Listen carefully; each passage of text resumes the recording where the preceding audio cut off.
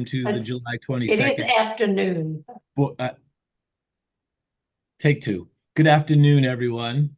Welcome to the July 22nd Board of Selectmen meeting. Actually, David thought it was morning earlier, so I guess Dave's in the morning. I I'm in the messed him evening, up. Robin's in the afternoon. Between the three of us, we'll get it correct. One of us will get it right. Yeah, one of us will get it correct. So thank you all for being here. Just a reminder, the meeting is being conducted remotely via Zoom. Please take care not to share your screen. The meeting is being recorded and will be published on our Facebook, YouTube, actually Facebook page, and be broadcast with Dover Cable Television. We are all present. I'm John Jeffries, Chair. Robin, will you identify that you're here? Thank you. I am present. David Haviland. I am present. Michael Blanchard is here. Chris Costello is here. And we are going to move to citizens' comments. Chris, do we have any citizens' comments? Do not believe so. I think we're good. Is there anyone in the chat who has their hands raised and would like to be publicly recognized for our citizens' comments portion? I don't see anybody. Perfect. I think everybody's on the screen that's on the call. We are going to move to our first item and discussion and vote on the appointment of Paul Capone to the Board of Fire Engineers. Mr. James Dolly of the Board of Fire Engineers is here, our former selectman. Is Kate with us as well, Jim? No, I think she's traveling today. That's why I'm on the call. Thank you very much. Jim, would you like to tell us about Paul Capone and your decision? Thank you, Mr. Jeffries. Hello to everyone. Due to a mandatory retirement of Ed Corn, we're trying to fill Ford Spalding's role. He moved out of the town, I believe it was February 1st, so he retired from the Board of Fire Engineers after a long couple of decades on it, I believe. Kate and I were sort of stumbling through the process of the two of us trying to do everything, including promoting people within the interim fire chief issues and certain other legal issues that we've been dealing with. It became very apparent that we had to fill the third role. So about a month ago, we got 4 applicants, of which Kate and I interviewed them separately, but with Robin witnessing, I would say. Each applicant was asked the same 10 questions. And what happened was we thought there was a conflict of interest in one of the candidates. We asked town council to weigh in on that, and they advised us, well, it wasn't a conflict of interest, there were ways to get around it. So they advised us in a certain way. Kate and I individually took a step back and say, okay, let's weigh this on the merits instead of, there's no conflict of interest, so let's move forward. So on July 16th, in an open meeting at the Board of Selectmen meeting room, Kate called the meeting to order, and we talked about the conflict of interest issue, and Kate made the motion to recommend Paul Capone. At that point, we both voted yes and adjourned the meeting. I believe then she either emailed you or went to townhouse and told you of our decision. And that's where we are today. So we're recommending that you appoint Paul Capone to the remainder of Ford's term, which I believe is 2 years. I'm not sure. Your office would know better than I would. Thank you, Jim. Thank you very much. Robin, questions or comments for Jim? So I would just like to comment that I think the Board of Fire Engineers followed a good process. You know, they solicited volunteers from the town. They then worked with head of HR, Robin, to put together a list of questions. They had her participate in each of the interviews. And I think it makes a lot of sense that at the end of the day, you voted based upon merit and ruled out potential conflicts of interest. So I commend you for the process that you ran. I'm sure based upon the 4 candidates you had, Mr. Capone was the best fit for the board. And I look forward to alleviating or having some of the workload alleviated for both you and Kate. So appreciate, sharing with us the Thank process. you, Robin. Thank you, Robin. David?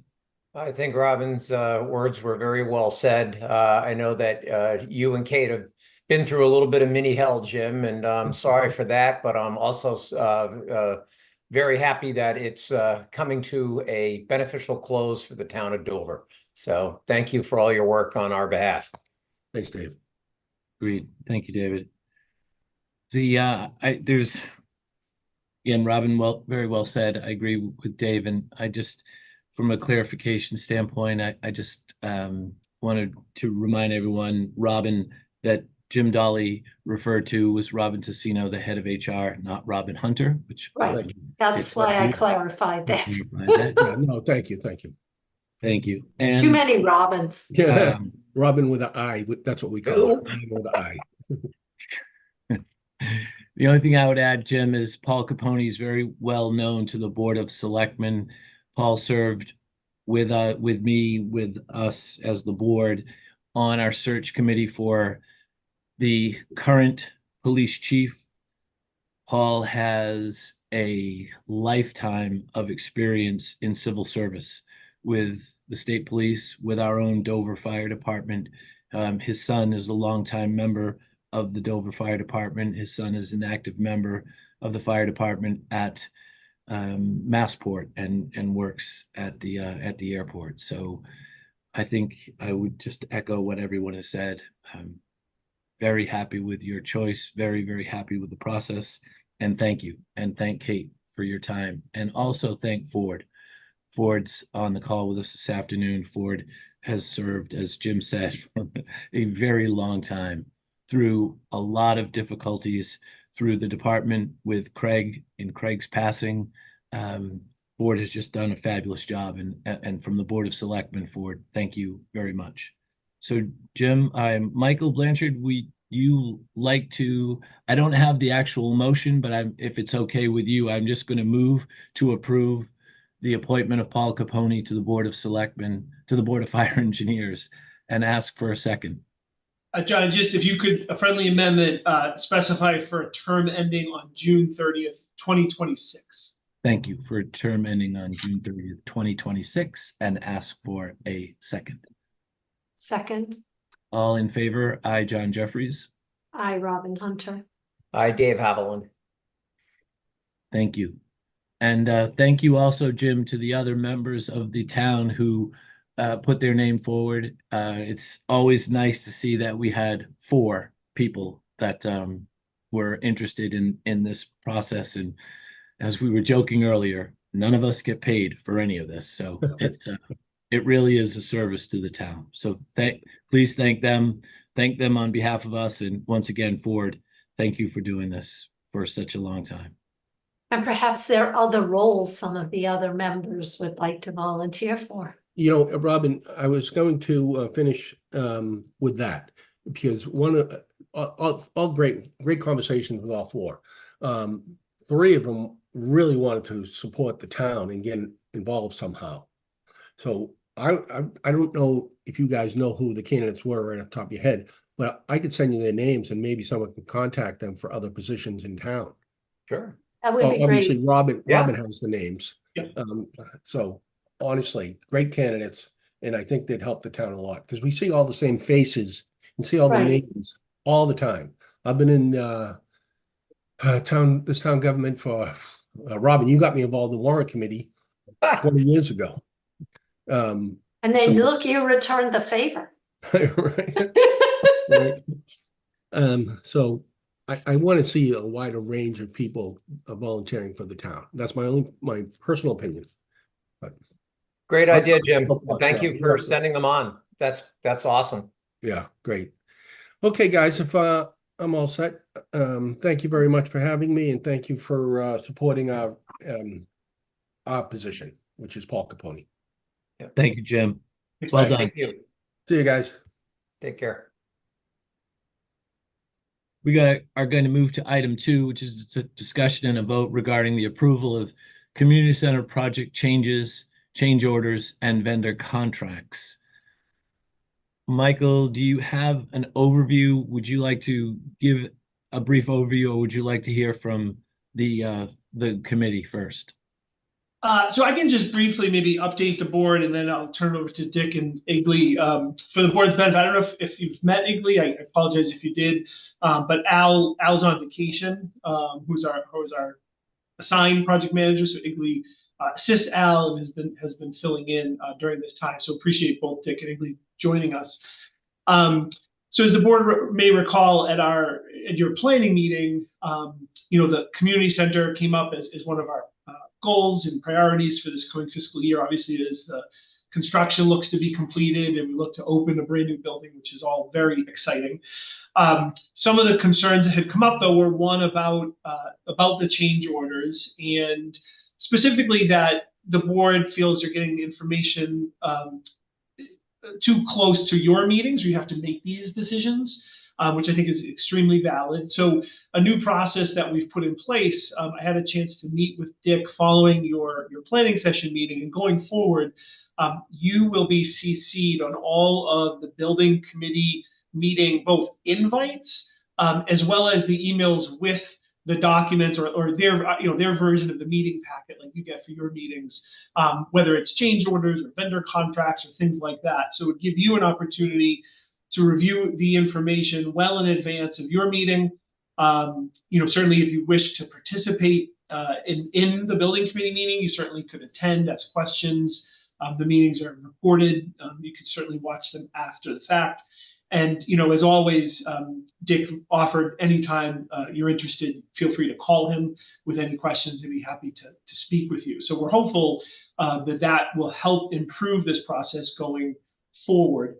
The only other piece I'll mention, I think Dick and Igley will also touch on this tonight, especially, you'll see that almost all, I think all but one of the PCOs are related to the 1910 building. And again, I'll defer to Dick and Igley on some discussion, but I think that the reality is the town was aware there was an effort to save that building, both for its architecture and history, but there was also an understanding that was going to come with some unforeseen conditions once the building started to be renovated, taken down, or the insides were taken down and then renovated. When the designs came to fruition, when the bid documents went out, that building was still occupied. So there was no destructive testing of any kind. So, we think XYZ is behind the wall, but when we actually took it down, we found ABC. And so as a result of that, some of these change orders are before you because conditions weren't as expected, because there were some estimations made or assumptions that had to be made because there wasn't destructive testing. So I'll let Dick and Igley kind of go into the details of that, but I just want to provide a little bit of that background. And obviously, I can try to help answer any questions you might have once we get into it. Dick, do you want to provide an overview? Sure. Yeah. Thank you all. Yeah, just picking up on what Michael was saying on the PCO's potential change order process.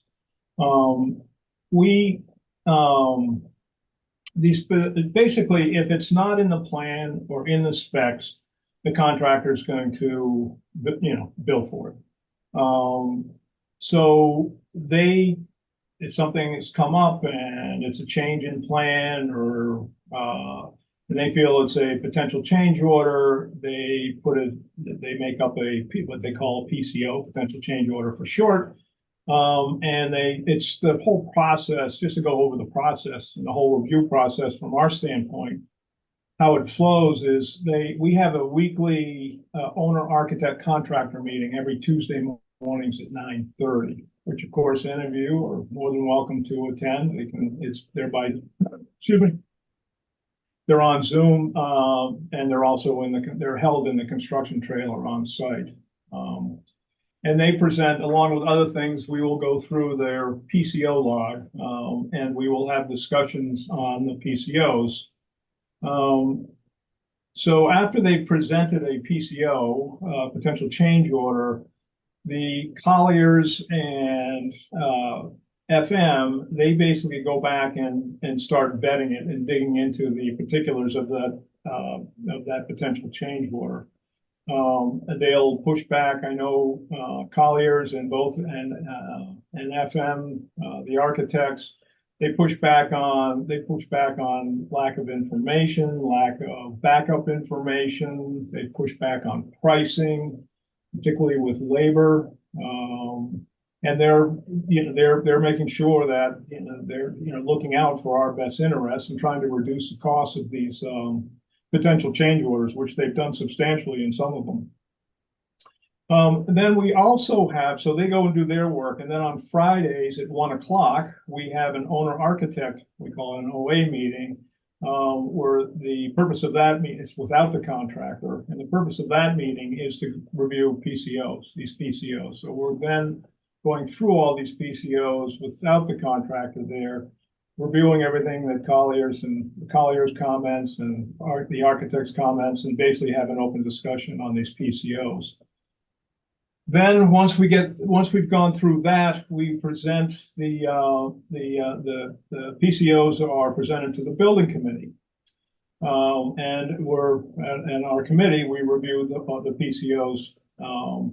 And on that committee, just to refresh your memory, we've got David Billings, who's works for Hill International, and has been a OPM in the public sector for, I don't know, 20, 30 years, and has got public projects up and down the East Coast. You got Luciana Berti, who's basically, I think any of the capital programs at Massport, she's in charge of. So these two people are really well versed in construction. And Barry Goldman, who I'm not quite sure all his background, but I know he's involved with financing construction projects.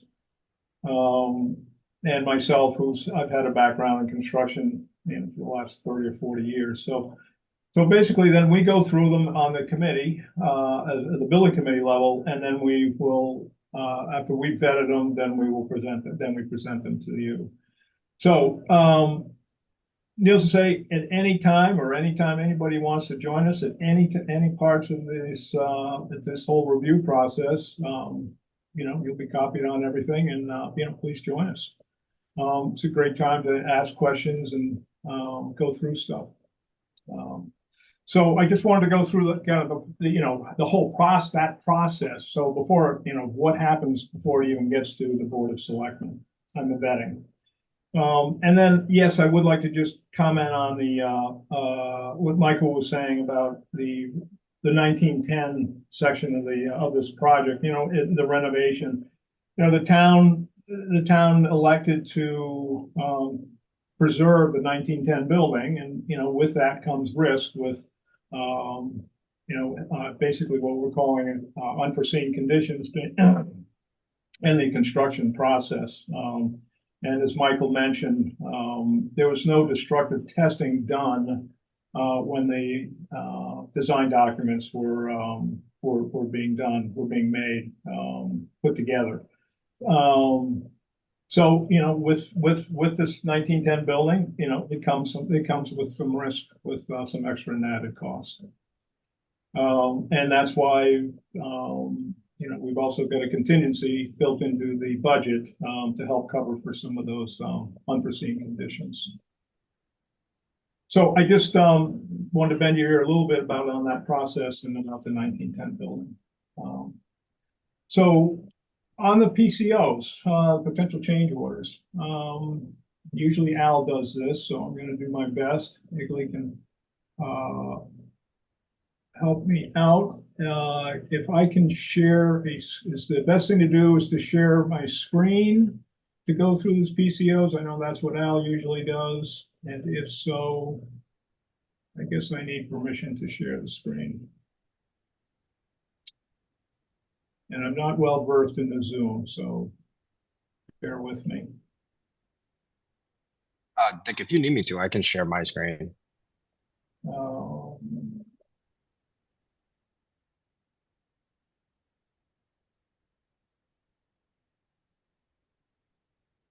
Okay, Igley, please do. I'm sorry about this.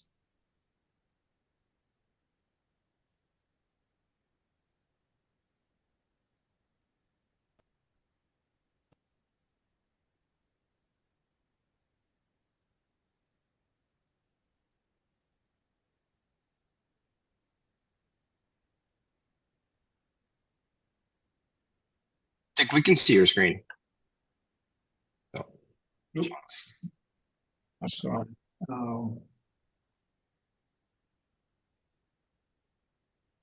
Well, Dick, we all have the pending change order narratives in our Yes, yes, packet, okay, so I'm sorry. if Thank you. that's I'm where you sorry. are and you just want to go through them, we can see it.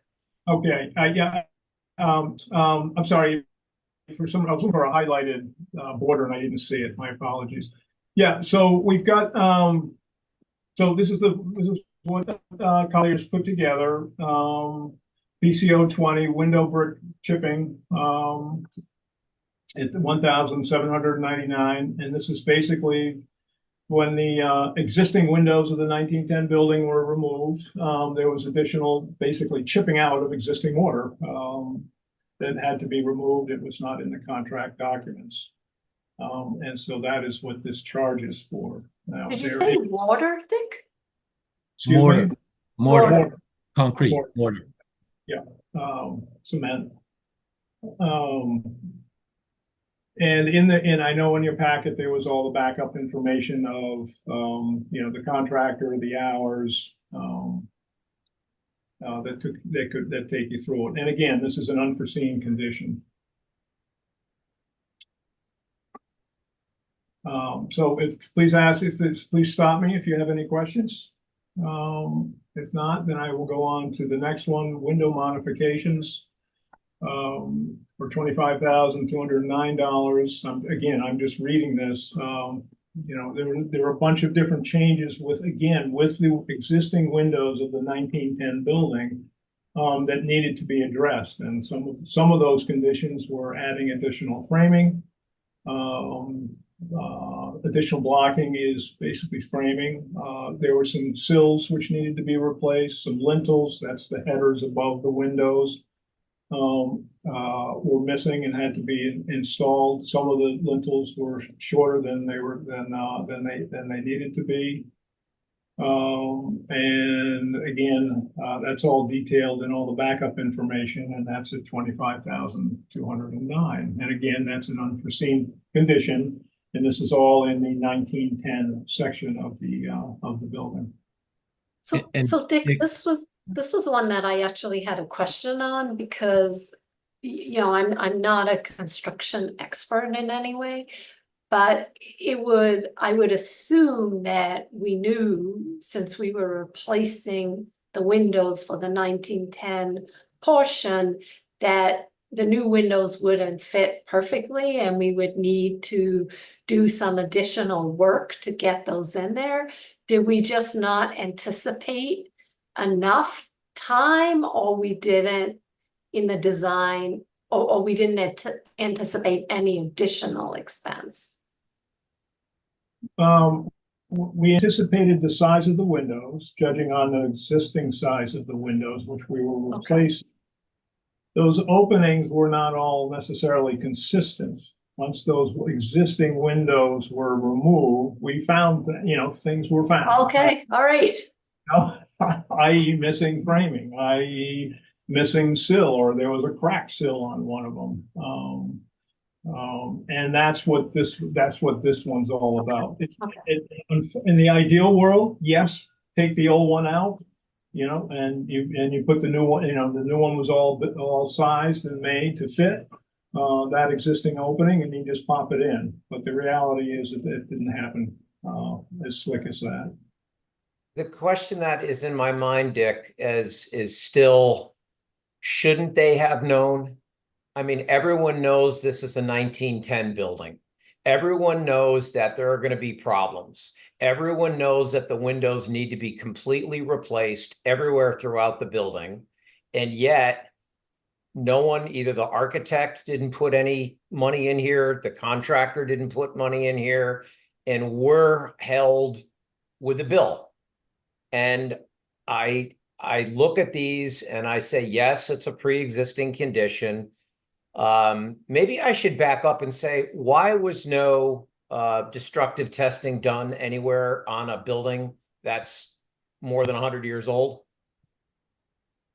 Well, I believe, and correct me if I'm wrong, Michael, on this one, I believe the building was being occupied, and basically to find out what's going on with these windows, for instance, you'd have to remove the window, in order to see exactly what the conditions existed as. And that would have all had to happen during the design process. So knowing that it's an old building, yes, the design team can't put in the contract documents, do this when they don't know whether it needs to be done or not.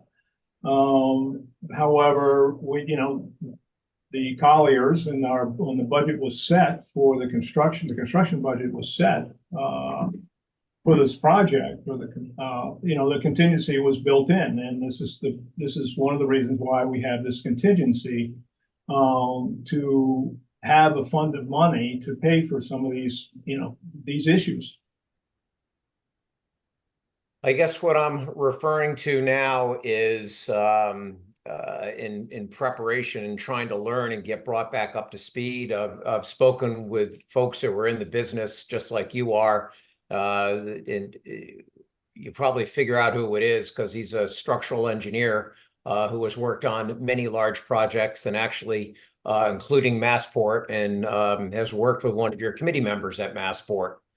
And I will just give a loose paraphrase of a quote, but in municipal projects like these, the general contractors consider the contingencies there and will continue to bill unforeseen conditions until they have received what they perceive to be theirs. Now, obviously, that's one person's opinion, but there's at some point in time, the unforeseen should have been foreseen by somebody. And whether it's the architect, whether it's the builder, whether it's a subcontractor, but now here we are and getting more and more of these just unforeseen, gee, we didn't know. And, now for just the windows, we're in for another $27,000. And I look at this and I'm like, you got to be kidding me. You knew it was an old building.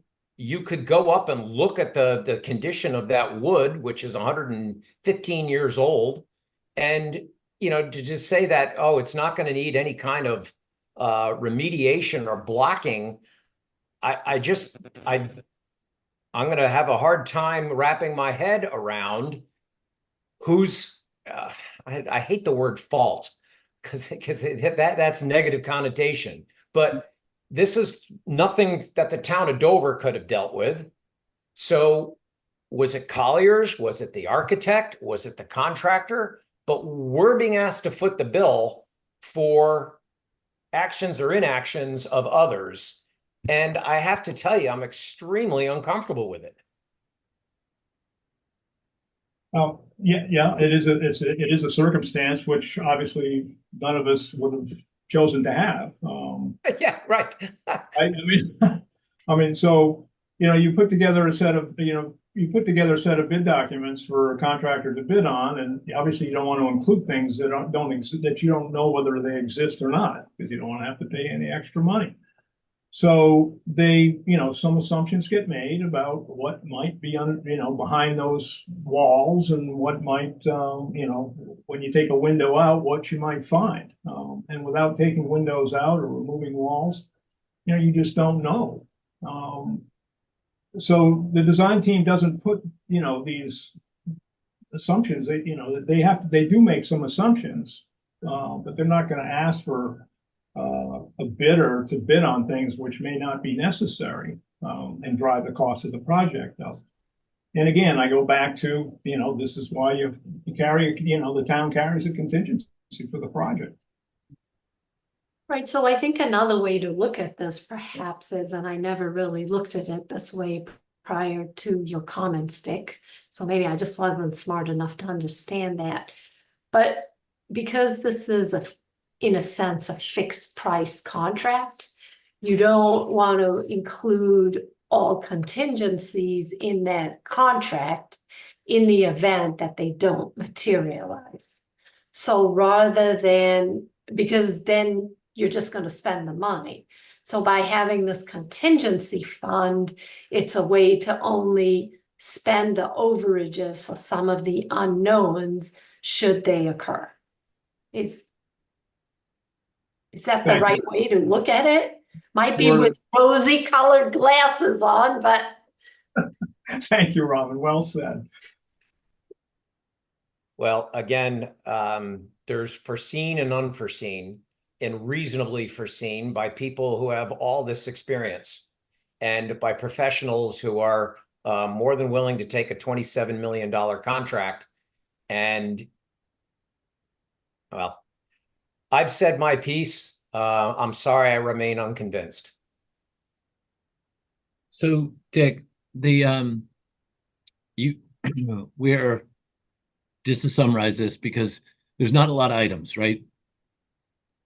$1,800 to chip away mortar, $25,000 to modify the windows, and then the anchor of the roof it's is the window frame, I guess, Yeah, right? it's the window opening, John, not the windows.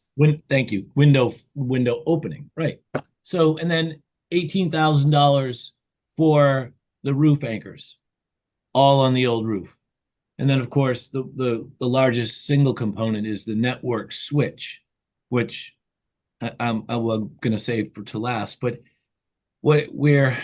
here's my biggest concern. You've heard we all have concerns, and they're all similar.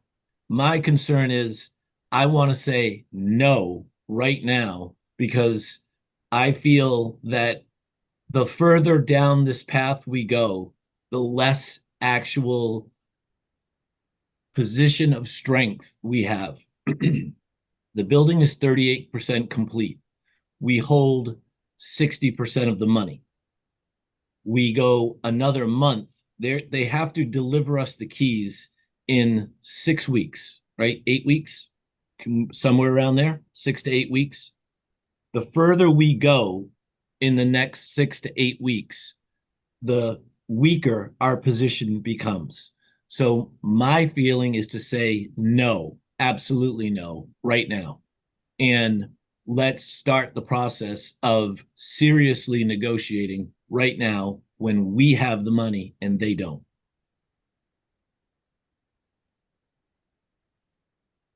Okay.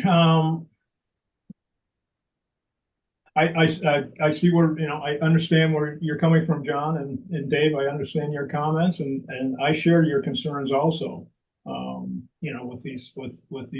With these change orders, nobody likes them. So first of all, and this is something for town council, as far as if we say no, what happens? Okay, Right. let's say we said no to the one I've got on the screen right now, installing the anchors, or even the window modification one for 25,000. And this is a question for town council, or Igley or Michael, maybe you have the answer to this. But essentially, I believe what happens is we risk a delay in the project. Contractor saying, well, if you're not going to pay for it, then I'm not going to do it. So if you're not going to, if I can't modify a window opening to receive a window, then I can't put the window in. If I can't put the window in, then I can't close in the building, and I can't do the mechanicals, and I can't do the finishes, and so forth and so on. So you risk delays. Now, in the contract, and this is where somebody else needs to weigh in on this. In the contract, there is provisions for, I believe, a claim gets made if there is a disagreement about something, and which point I believe the contractor still, by contract, is still bound to proceed with the work, but can make a claim for that money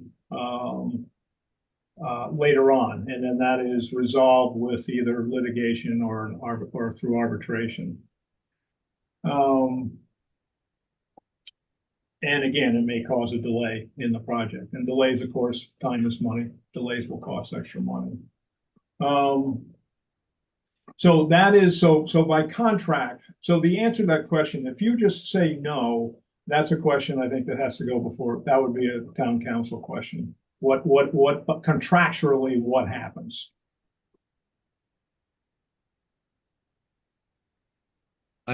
I'm not disagreeing with any of the things you're saying, Dick. I just think that what I think we have to get very clear is they have to deliver us a building.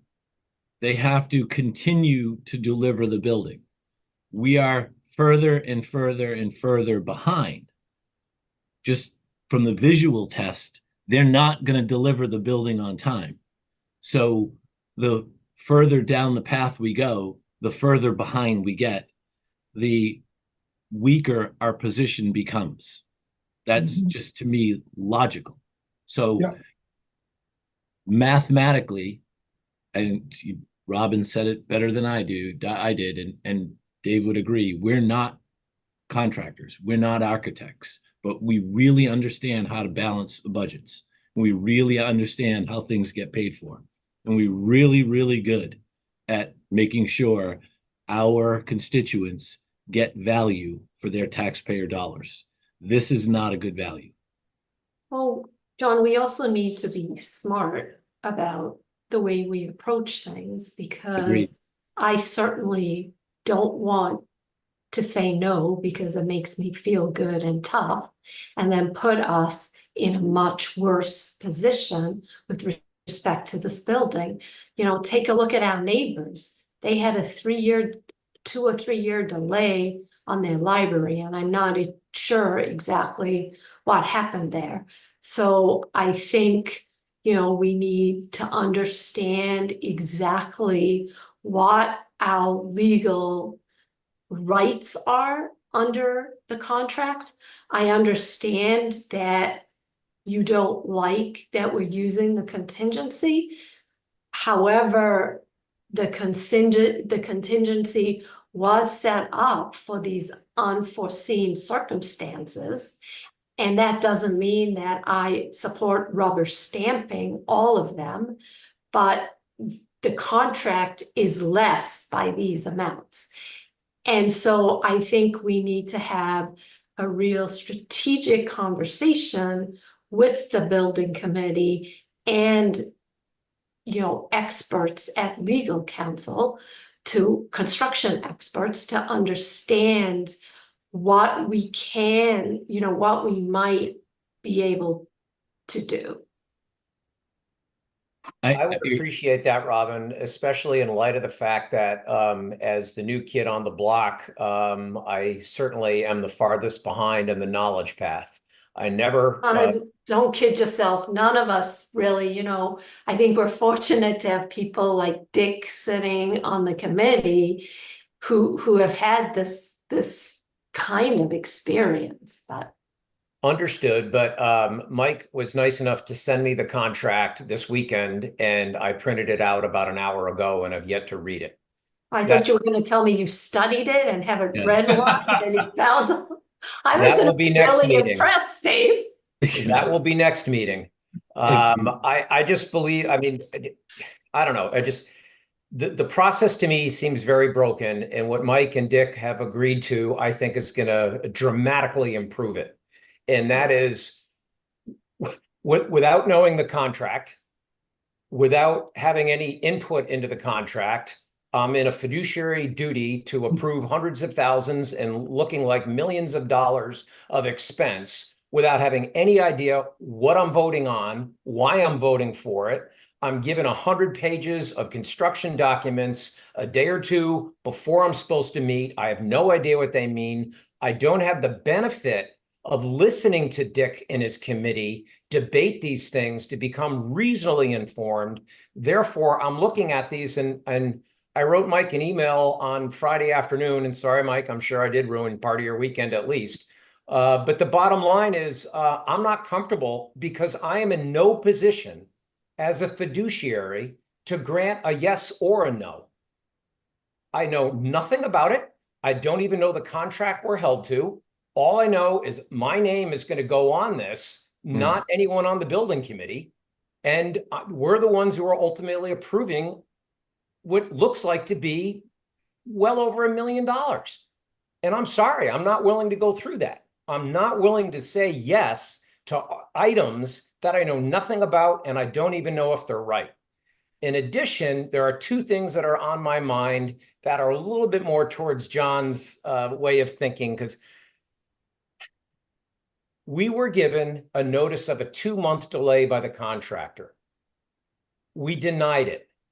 We have heard nothing. I don't think we were given a notice. I think my understanding was we were told that we could potentially be. So I don't think it was a formal notice. Whatever it was, we were informed, formally or informally, that we might be looking at a 2-month delay.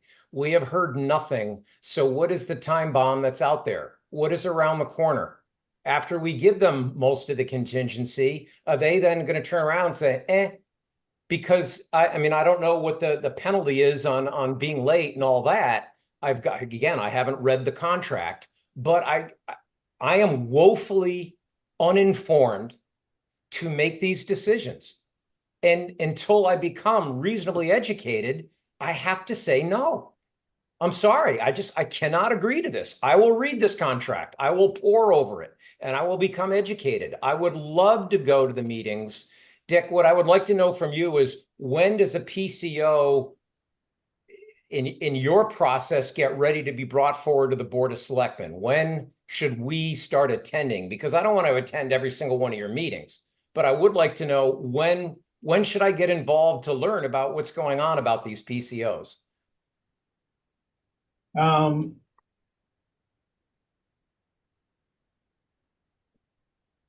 Well, I think if you really want to get into the nits on them, I would suggest then probably start. Of course, obviously you're welcome at the OAC meetings on Tuesdays. But when we talked about them, the owner and the architect, our OA meetings on Friday afternoons at 1 o'clock. When the contractor is not present, we discuss them. That could be. I think that's probably the best word. That would be the best place for a selectman who's trying to become educated to start learning in there. Yeah. Oh, and I mean that's and then after that, of course, then it's in our building committee meeting, which of course is that's all on your agendas and everything, and scheduled and public meeting. Could I ask that I get added to those agendas whenever you hold a meeting? Of course you can. Yeah. Thank you. I just would love to, know. And again, it's the onus is on me. I understand that. No one's done anything wrong. Nothing is mal or bad. It's just that I am stone cold ignorant, and yet I'm being asked to approve way too much money for my comfort level. And as you could see in my last meeting, I kept apologizing because I'm like, God, I was really uncomfortable and I'm still uncomfortable. So yeah. I think now that I have the contract, I can at least know what the heck we agreed to and what we're being held to. Then 2, I would really like to have a meeting with the building committee, the Board of Selectmen and council to find out what are our rights. Because I agree with Robin, the last thing we want to do is make this worse, right? That's not the intent. The intent is to make it better, but also to truly act as a fiduciary on behalf of the people of the town of Dover to make sure we're doing the right thing. And then back to what I'm looking for is also we've got a neighbors group that has threatened is too strong a word, but I can't think of a better one. But they have threatened litigation regarding what's going on the outside of the building. And so before we're just racing down these paths, we have 2 very important items as selectmen in front of us, because you guys are trying to get the project done and do it within budget. But here's a case where spending, I'm going to make these numbers up out of thin air, spending $50,000 might save us $100,000 and a whole lot of heartache. So we need to know what those options are. We need to know if they're acceptable to the neighbors group and to the town. But we need that information, and we need it a lot sooner than later. Because if a lawsuit gets filed, it's going to be close to $50,000 just to open up the defense, just to start the defense and prepare for it. Not answer anything regarding the lawsuit, because that'll be hundreds of thousands. Sorry, I'm involved in one of these right now, and it's appalling how quickly the money adds up. So that's one, is we'd like to get that answer. And then it would be wonderful if we could get the contractor to commit. Hey, are you guys looking at a 2-month delay? You floated this a month ago. Where are we? I mean, we had to say no, so it was it was formal enough where the town had to say no, you can't have a 2-month delay. So where are we? So, as far, okay, we have an Igley, perhaps you can chime in on this one. I believe we have a 50, we're on 50, we have a 59 or 29-day delay is what's been contractually. Yeah, so what they've submitted is a 59-day delay, and Collier's rejected it. And at the moment, we're speaking with town legal counsel to basically come up with a response to hold them to what they're contractually obligated to. At the moment, we have not received an updated schedule, but we are going to be asking for them to submit it with their July pay requisition. The schedule that we received with the June requisition still showed the 59-day delay, and we rejected that as well. So currently, contractually, we do have what is it? I just don't have it in front of me. A 28 days. Yeah. 28 days. 28 days. Good. That was granted, right? Yes, that was for the abatement that so was to ongoing answer at the beginning of the project. to answer one of your questions, David, right now we're at, we have a 28-day delay contractually with them. The contractors are saying it's they don't think they're going to get the project done for 59 days. But what they failed to do, they haven't given us a proper updated schedule, nor and the proper paperwork to go through to proceed with that. And we're waiting, and so Colliers is waiting for that. We're waiting for that. So as far as we're concerned, contractually, yes, you've got an extra. There's been a 28-day delay. As far as contractually, that's it. That's where we're at. What is the daily penalty? Do you remember? I believe it's 1,500, Doug. $1,500 per calendar day. Correct. John, do you mind if I jump in for a second? Sure. This is all really important conversation. It's all one issue. I understand that, but trying to separate it apart a little.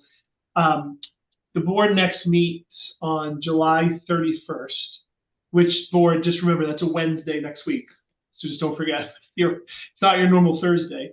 And we are coordinating with Dick and the building committee, as well as town council, to hold an executive session.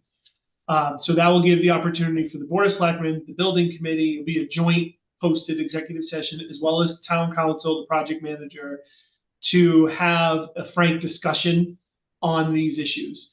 The reason we can do it in executive session, and why it behooves us to strategize outside of the public domain, is there is a claim, and to Dave's point, maybe threaten's not the right word, but threatened litigation, which is enough for us to do that, to strategize. So to talk about the delay, what they put on the table, what we've done so far per the contract to hold back payments, what we're limited to per the contract, what our strategy is going forward, as well as the abutters' concerns. So I hope by at the end of Wednesday's meeting, whether we like what we hear or not, you'll feel good about, hopefully, that we've had the chance to have that discussion all together. We thought that was really important so that everyone's in the same place at the same Separate from that, even though it is all tied up, I just think it's important to note that the change orders before you today are unrelated to time delays. So this is simply work. There's no time delay extension associated with these. So yes, while it is all one issue, and I don't disagree with that, this is distinct from the delay.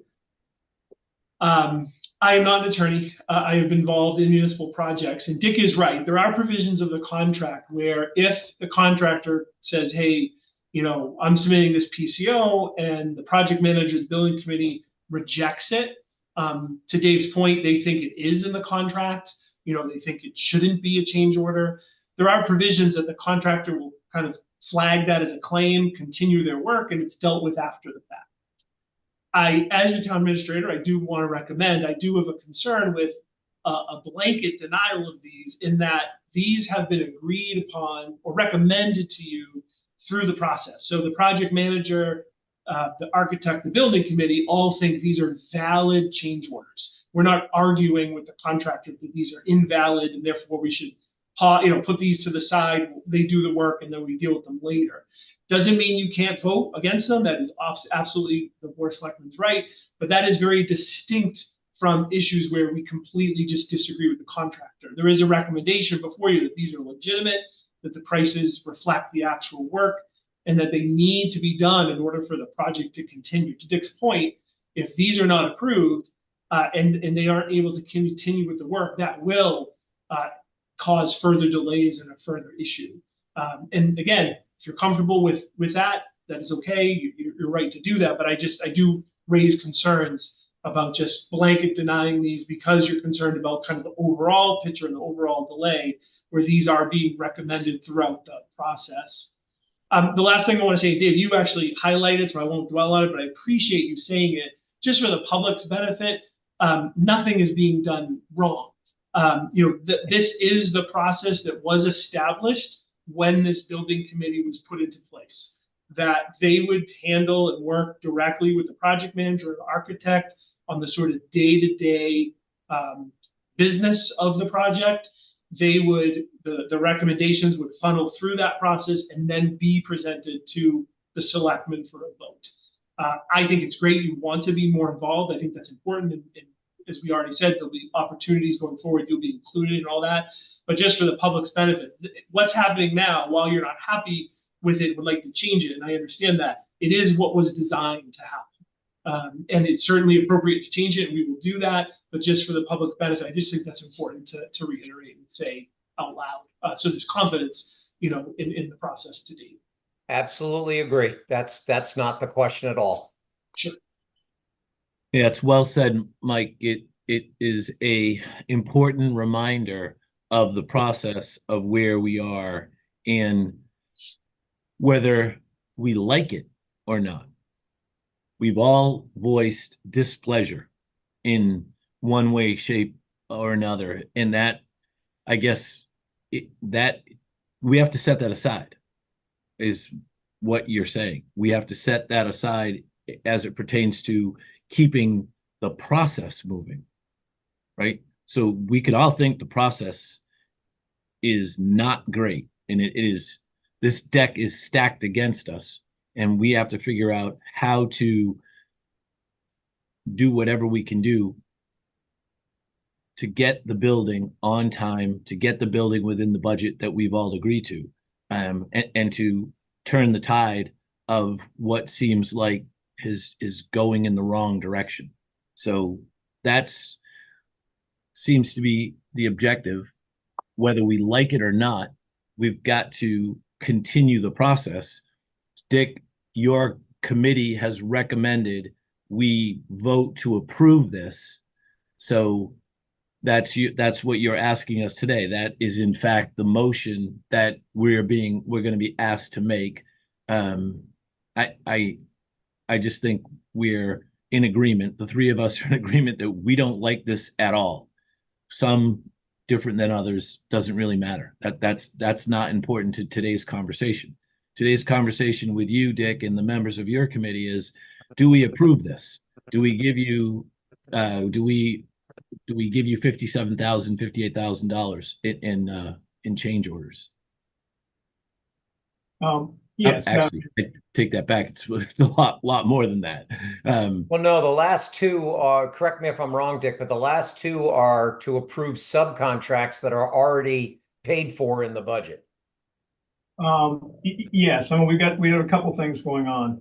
First is the potential change order, the PCOs, and I believe that's the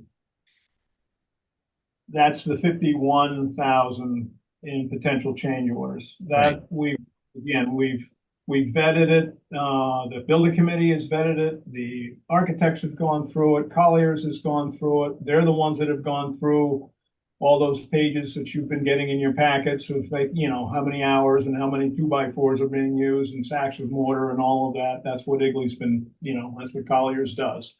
And they've vetted it, and they've come back and they think it's fair. And, these change orders are fair and reasonable. I don't have in front of me what some of these change orders started out as, potential change orders started out, the numbers.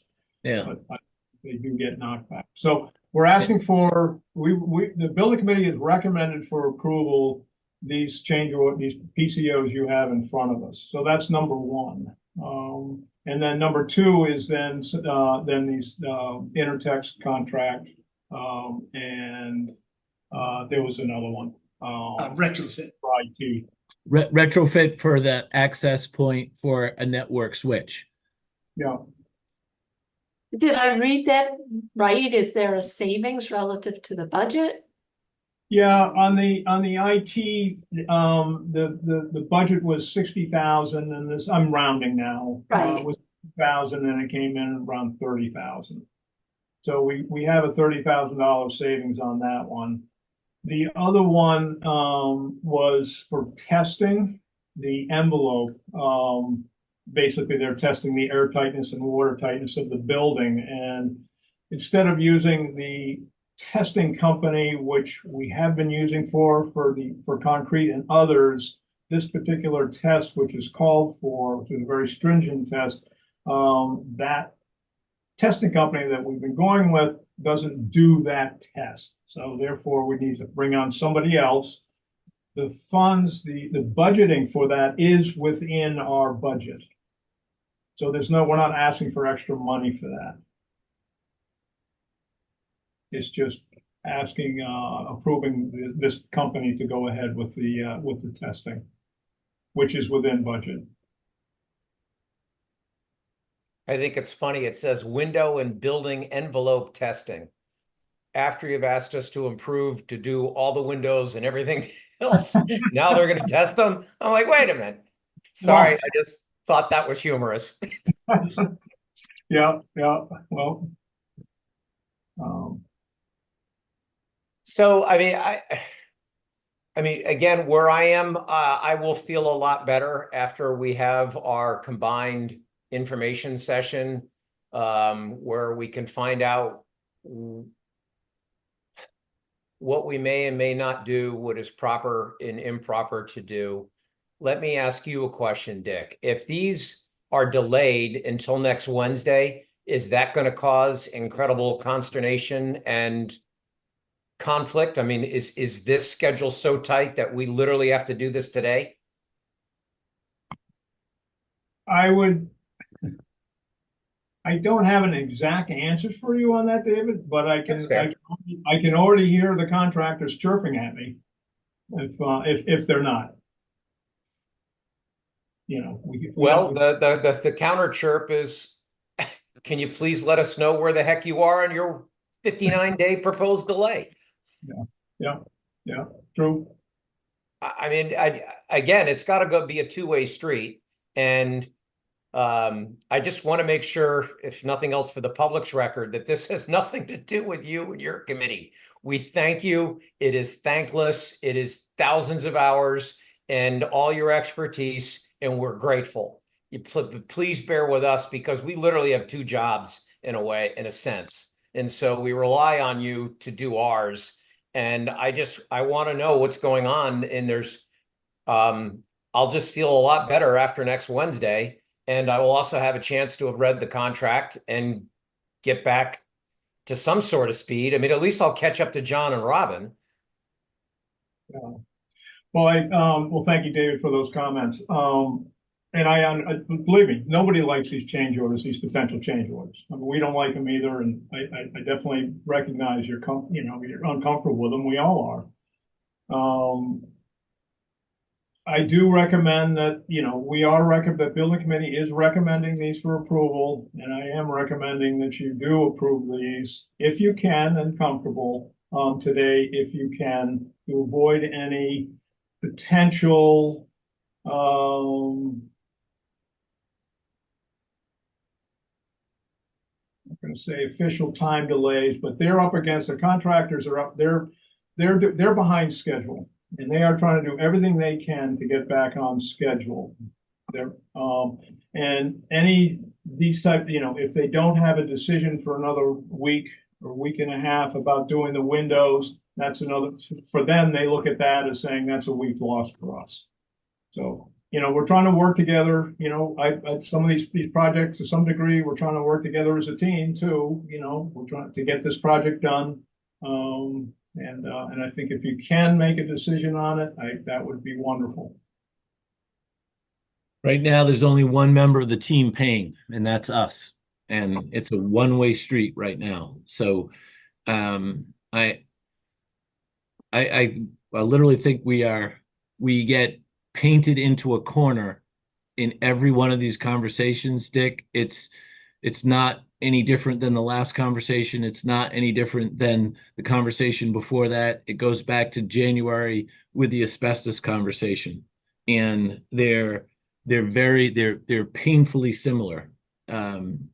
So we are where we are. And what my only concern is, I don't want us to go further backwards. And that's probably the thing that that I'm stuck on. I don't want to go further backwards, and I don't want to give any more money, but I fear going backwards more than I do voting yes on these change orders. Robin, how do you feel? So I have a different perspective from you and Dave. I mean, I don't want to rubber stamp all of these contracts.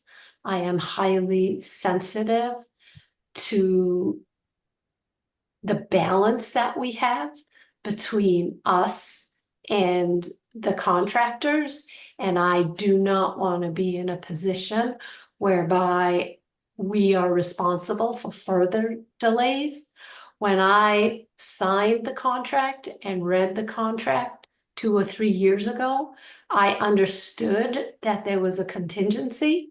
I understood that we were going to fund the contingency. I understood that we would need to use the contingency.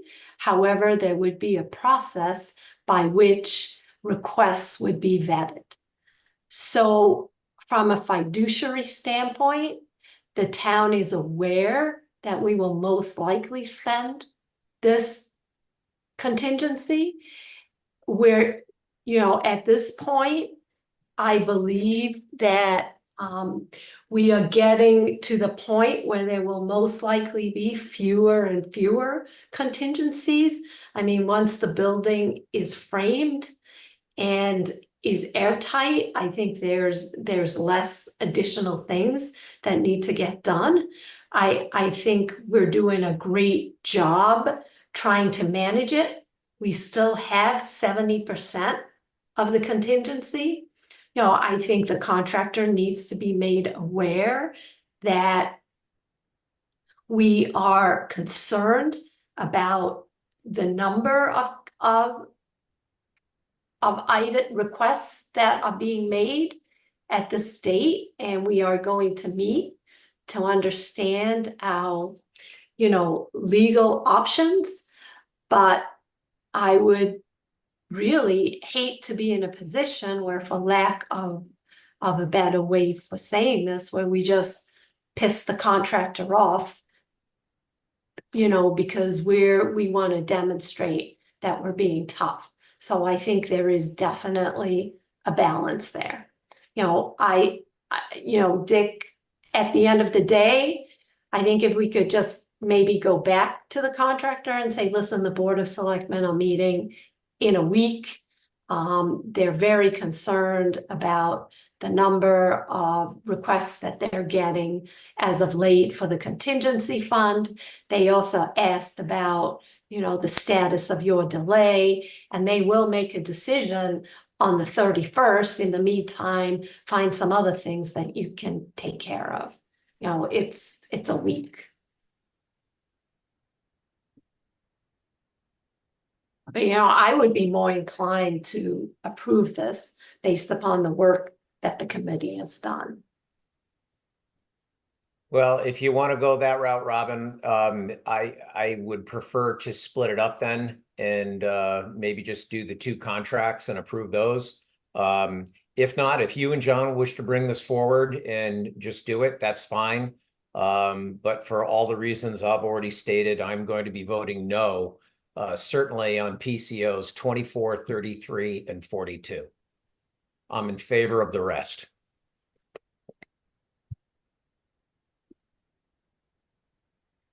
You 24, know, 30. my understanding, those are the ones where the delays are gonna be. Potential delays. You know, the other thing is to see if we can get a meeting earlier than the 31st. Just to discuss this. Well, yeah, I mean, it's the same executive session because there's those 2 other issues that belong in executive session. And then, you know, we need to have a frank conversation with council on what we're allowed to do. And then Dick can take this ruler out and slap us on the back of the hand and say, no, this is our decision. And then we come out with a good process that we all are at least comfortable with, and move forward from there. But, you know, you don't need me to hear me say it all again. So. Right. So, Michael, we want a motion on this particular request. Item 2, the request for the change orders and the additions to the contract. So I think if you and Dave are inclined not to vote for it, then we should defer. Well, there's things that we can do right now. We can approve the 2 contracts and then some of the smaller items, at least keep those moving.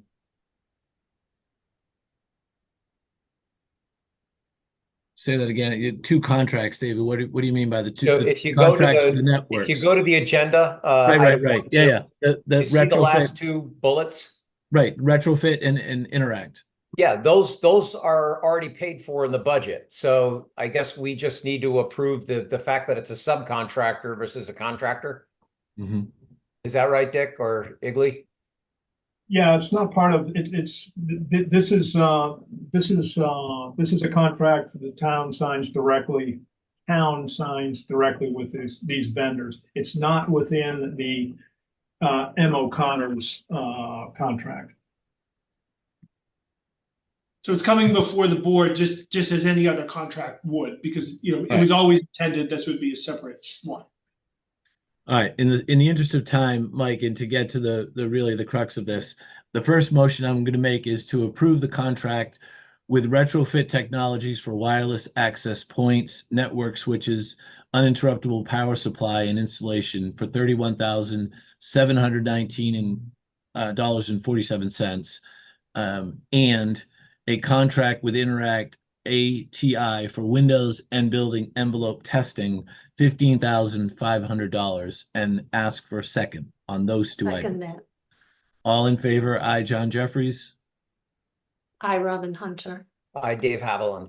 Okay, so Dick, we've cleared out those 2. The PCO change orders are what is left in this motion, and what I'm hearing is that there's that there's a request for moving this to our next meeting, and that Or meeting to will set either up- be determined on the 31st or prior to the 31st. Robin, is that correct? Or Dave, is that correct? Are Right, you- well, that's what I was Yeah. gonna say. We could see, I mean, we have to post an executive session, correct, Mike? Correct. Right, so we have 48 hours, 24 hours, 48 hours, yeah. So 48 we could hours. try to coordinate if the board schedule, the building committee schedule and town council find, an agreeable date and Right. time. Right, Mike, have you had so the conversations? earliest we could do it is Thursday, right? Correct. Thursday, as of right now, 4 o'clock, basically, right? So Friday, we could do it Friday instead of Wednesday. Right. Or Thursday evening. And Mike, have you had any type of specific conversations with town council regarding where we are in this process? So John, I think that would need to be discussed in executive session. Whether he has had any or Oh, I No. thought you were asking him to specifically. no, just have we Yes. opened the dialogue with town council? Yes, so I appreciate Robin's point, so I'll be careful. Yes, myself, project management team, Dick, have met with town council. We've had town council vet our responses and payment withholdings to the contract to date. So she's very versed on where we are, and she'll be able to brief the board on what we've done, why we've done it, and what our options are going forward. She is prepared to do that. Good. Good. So, are we in agreement that we can table this or Well, I think we could vote on PCO 20, 34, 36, and 42. David, how do you feel about those? 20, 20, I'm fine with. 34. I'm fine with. 36, I'm fine with. All right. I move to approve PCO 20 Windows brick chipping for $1,799. Move to approve the revised dimensions PCO 34, $1,802.67. Move to approve the credit to use a standard ACM color, $1,500, and which is PCO 36 and PCO 42 for the difference, $5,485.32, and ask for a second. Second, All in favor, I, John Jeffries. I, Robin Hunter. Hi, Dave Haviland. Thank you. Dick, any other questions or any other comments that you'd like to make with us today? No, all set. Thank you for approving those. And What is your time, your schedule look like on Thursday evening or Friday, Dick? I think I'm pretty good. I have that 1 o'clock to 2 o'clock meeting on Friday. Other than that, I'm good. So Okay. Friday morning is good for you. How about Thursday evening? I'm just trying to, so if we all can get on one page, then we only have to touch base with Nina and a few others. Yeah, my preference would be Thursday evening. I can I make can Friday. do Thursday evening. Can you, John? Yeah, let's just see how Thursday evening. Yeah, let's just see how that goes, and just typically we've had more success Friday mornings, but yeah, I could make Thursday work. Well, it's Nina and other schedules. Dick, do you want everyone there on your committee? I'm going to invite them, obviously, and it'd be great if they're available. But I think this is too important a matter to get before town council and make this, talk about this, to keep to delay. I mean, Yeah. to get every schedules together. Okay. My preference would be yes, but I don't want to delay it either. Right. And I'm assuming this will be a Zoom meeting Yes, to make it easier. yeah, to make it easier, sure. Given that it'd be Thursday or Friday and it's the summertime, so it's gonna be virtually impossible to get everybody in back to Dover, so let's make it a Zoom. Mike, we have one last item of business. If we are all in agreement that we're concluding item 2. So Dick, thank you, and we will look forward to the conversation later this week. Yes, okay, great. Thank you both. Thank you Thank you. all. Thanks, Bye-bye. Dick. We're going to move to item 3, which is the approval and acceptance for expenditure of the Mass Department of Transportation Municipal Pavement Grant for work on Route 109. I think this is very straightforward. The work needs to be done. Kevin has briefed Mike. Mike, we have the money. I don't really think that there's a whole lot of discussion or debate around this. No, just appreciate Kevin's effort to get the state to do this. Okay. Hey, Thank you. Kevin's had to listen to this whole call. Are you going to weigh in and say, please vote for it or anything? Kevin sent me a text and he said, please do this immediately so I can get off this Zoom call. I was simply here to support the administrator in this request. This is just it's a similar document. It's the same contract essentially as that we enter in every year for Chapter 90 funds. Yeah. But basically, in summary, the municipal payment program, towns own basically 50% of routed roads. So it's just another mechanism and a different funding source.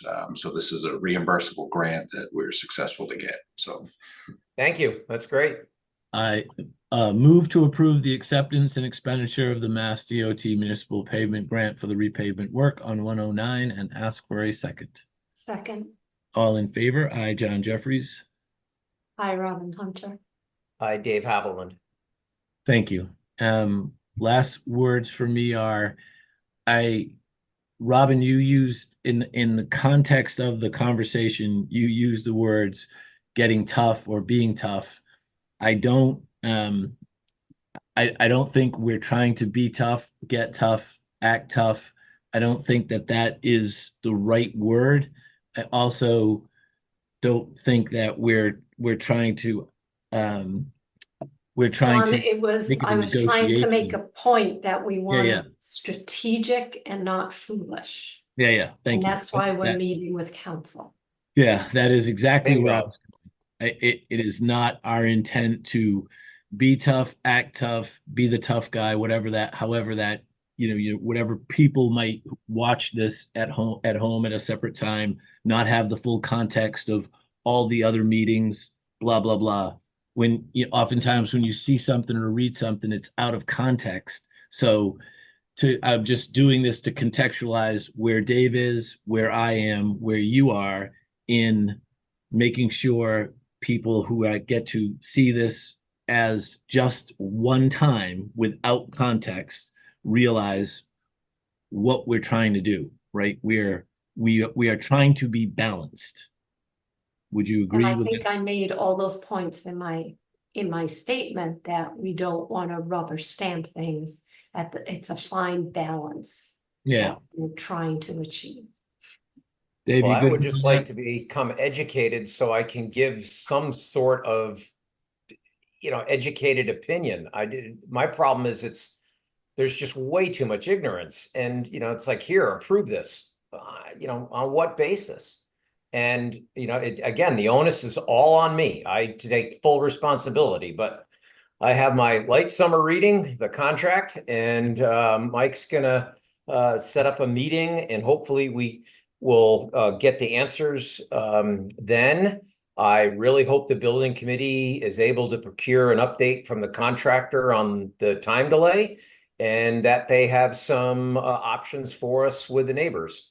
That would be very helpful, but it seems to me like we keep going down the same highway and we're allowed to get off if it's something that the contractor wants, but if it's something that we've asked for, crickets.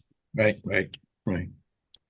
Well, thank you both for that. I just wanted to just make sure anybody watching this was given a little bit of context. Yeah, no, I think we're in three very different places for three very different reasons, but that's okay. We're going to Yeah, get to the exactly. same page on hopefully Thursday or Friday. Exactly. I am going to make a motion to adjourn at 3:50 p.m. Ask for a second. Second, All in favor? I, John Jeffries. hi, Robin Hunter. Hi, Dave Haviland. Thank you all very, very much. See you Thursday. Really Yes. appreciate Right. it. Or Friday. Yes. Just Right. while everybody's here, send us another email. Is the time you normally meet at 6:30? You want earlier than that? If we do Thursday evening? I can be flexible. So can I. I actually, both days are wide open right now. So, John, what do you look like? It's going to have to be after 4, Mike, on Thursday. Okay. Is that what I'm asking? Is it because? Oh, no, if we're doing Thursday, it could be any time because we don't have to post till tomorrow. I would 2 o'clock, like early afternoon would be good, like we did today, or that 4 o'clock. I've got like a whole bunch of things that absolutely positively have to be done, as Dave would tell you, between that when the market closes and like by 5:30. So, that's just a very, very difficult hour, right? Right, so I'm not available until after 2 on Thursday. Okay. So do you want me to try for like a 2 o'clock or just Yeah, do? so 2 o'clock would be great. 2:30 would be great. Okay. Then if not around that time, then it would have to be 6:30. Okay, perfect. Okay. Okay, sounds great. Thank you Thank all you all. very much.